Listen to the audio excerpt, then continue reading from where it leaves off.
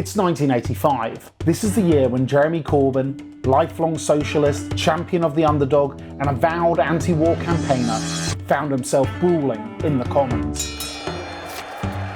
The context is the Labour Party trying to recover after a crushing defeat at the hands of Margaret Thatcher's Conservative Party, and the defections of prominent frontbenchers to a new centre-left party, the SDP. Labour's leader is Neil Kinnock, and he's trying to move the party to the centre ground and electability after 6 years in the wilderness.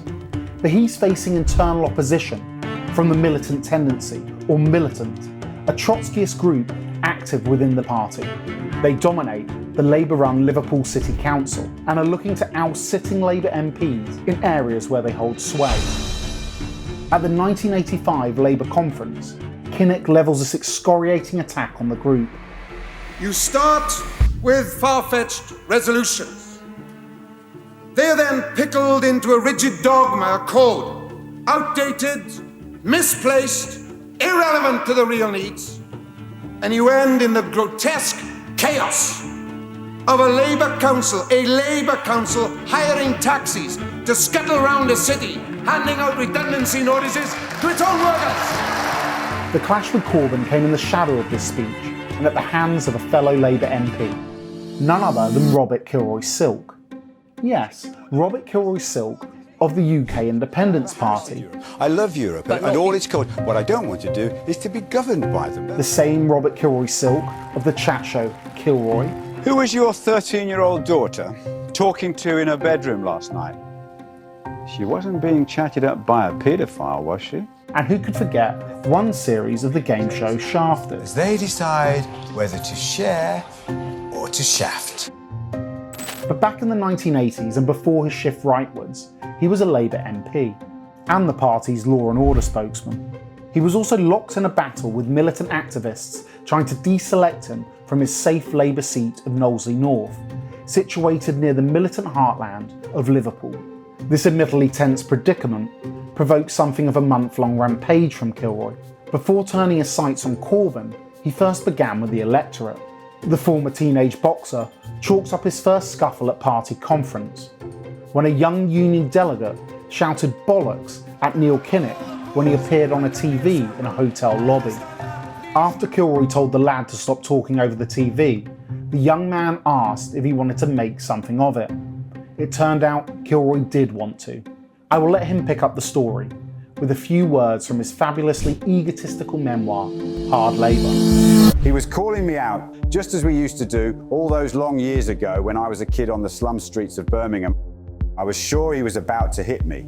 There was no way I could back down, so I hit him first, just to left.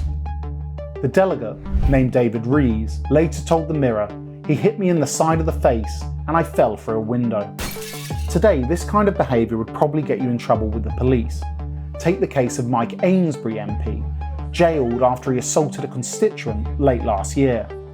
And you won't threaten the MP ever again, will you? Oh, is it Mike? Yes. But things were different back then. Kilroy's punch sees him saluted on the pages of the national press. At this point, in steps Jeremy Corbyn, who, although not a member of Militant, was a defender of their right to be in the party. Making an appearance on the BBC's This Week, Next Week, a weekly political programme.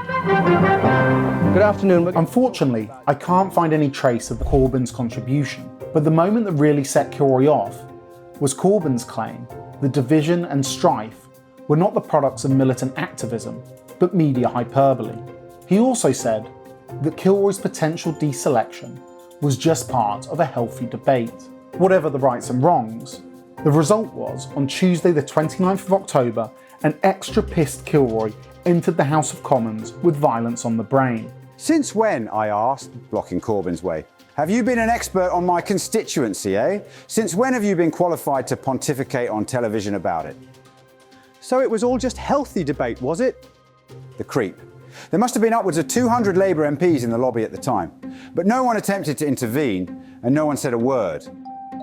The Guardian reported Corbyn as saying, "He grabbed me by the lapel. I thought he was overwrought and overexcited. I was not prepared to discuss my comments with him, as he was obviously very upset."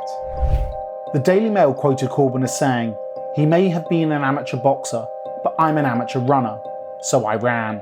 I thought this line may have been an embellishment to cast Corbyn in a cowardly light, but according to Kilroy's memoir, this phrase was also quoted on ITN's News at 10. Ultimately, Kilroy wasn't deselected, but instead decided to quit politics altogether. He said of his deselection battle, The fun had been taken out of politics for me, at least for now, and I regret that and resent it. Although I think this is only really half the story, Kilroy's memoir is a who's who of 1980s celebrity name drops. Terry Wogan, Alan Corran, Michael Parkinson all make an appearance. I think the cool of his showbiz friends was too potent to draw when contrasted with the relative anonymity of opposition politics. For 17 years, Kilroy went on to helm his eponymous chat show until this bigoted article was published in the Sunday Express. You say, should we admire them for being suicide bombers, limb amputators, repressors of women? Is that fair comment? You stand by that, do you? The ensuing fallout saw him axed from the BBC for good. However, it did also send him back into politics, where he became a surprisingly instrumental figure in the rise of the UK Independence Party, and ultimately helped pave the way for Brexit.